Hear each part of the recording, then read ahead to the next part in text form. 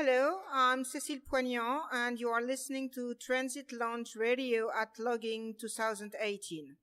Wonderful. Thank you so much for joining me here. Would you tell me a little bit about your passion and what brought you here to Login? I'm a trend forecaster, which means that my job is to find out weak signals that make sense, to be very curious of everything, what's happening in tech, in art, in design, in fashion, and then to connect all the dots to better understand what's going to be important in terms of trends, and then to help startups or major international companies to imagine the future, imagine products, and deal with innovation. And I'm doing that job for many different sectors, from cars to makeup to perfume to kitchen appliances to food business. So you have a wide spectrum of interests. I'm quite fascinated. I've never met so many trend forecasters before in my life. Where do you find the raw information? Where do you look for what's happening next and what the kind of trends will be?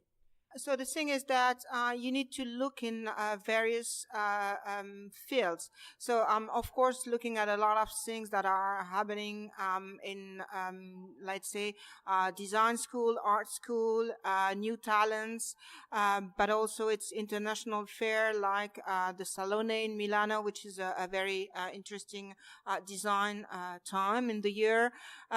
So I'm going to professional fairs, but I'm also reading a lot, going to a lot of exhibitions, speaking with many people, attending events, conferences, browsing the web, traveling a lot.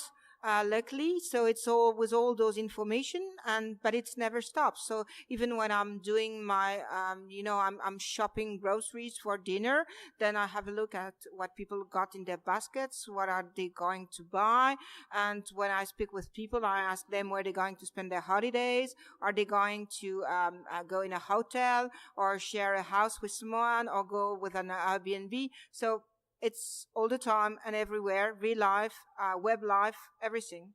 There is, of course, stimulation and information everywhere. It can also be so much. So how do you actually decide what is important and what will continue as a trend and what is just something that one person is doing or that's like a flash in the pan? What makes you really feel this has resonance, this will continue? So to find out what is important. So yeah, you're right. It's a real job.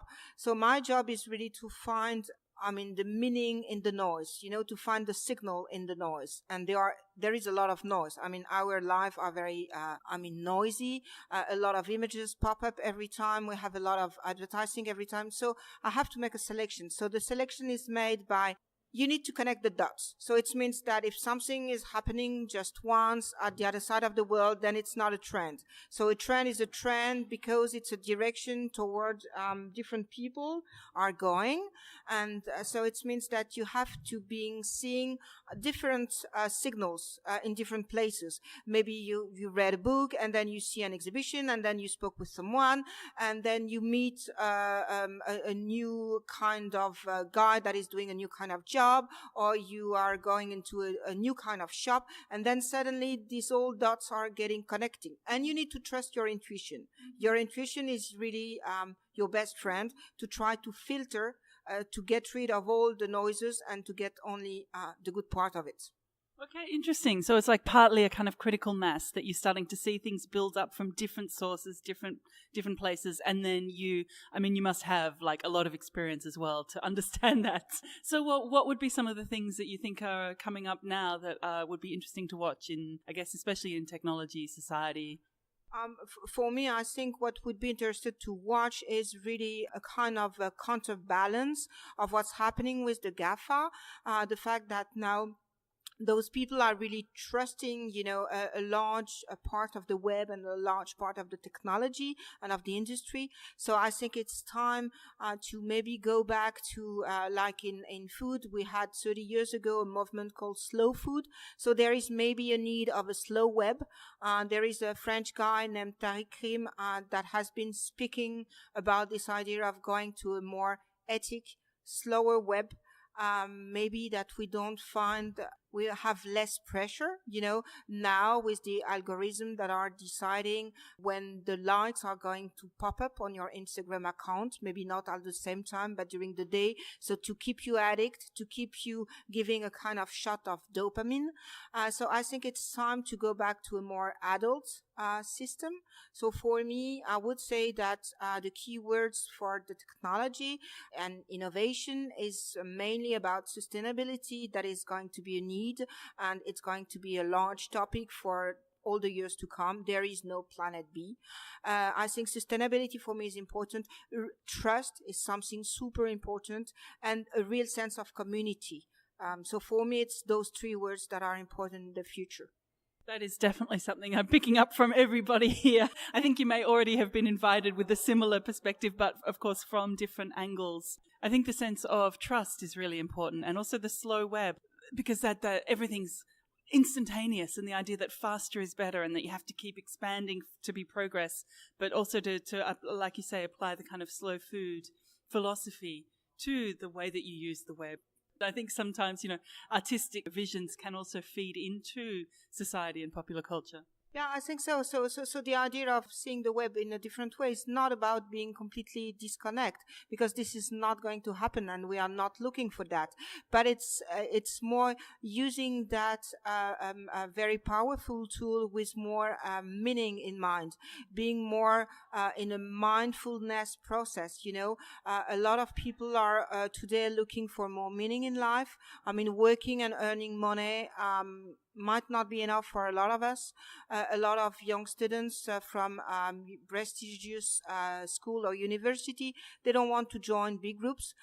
They really prefer to have a meaningful life. So I think the slow web is needed because we need to be more active and more engaged also with who we are, where we want to go, and what we want our future to be. Absolutely. And I mean, I'm seeing a lot of people here, and I think a lot of young people, but also older people who are wanting to have more impact with the work they're doing, and that there is some kind of ethical, conscious choice about how you spend your time and your energy and where your attention goes, because, we're in the attention economy. And I mean, I find I've been trying to really scale back my addiction to technology, to social media, to not have it the first thing I look at in the morning or the last thing at night, and to develop just other rituals for being in the world that give space for different kinds of experiences. So it's not all mediated through a screen, because you do need to have like physical embodied experiences as well for life to be rich and meaningful. What is your vision for the future, and how will we get there? I think for me, the only solution and the only position is around the idea of sustainability. I mean, there is no other way to do it. We are destroying the planet. We are making a lot of bad decisions. So I think we really need to go back to being more active, being more involved, protest. I think protestation is something important.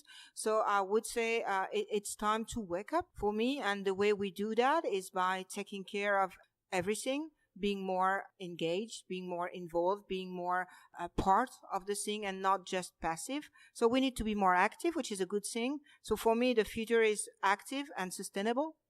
Wonderful. Thank you so much for joining me. It was a pleasure to talk to you.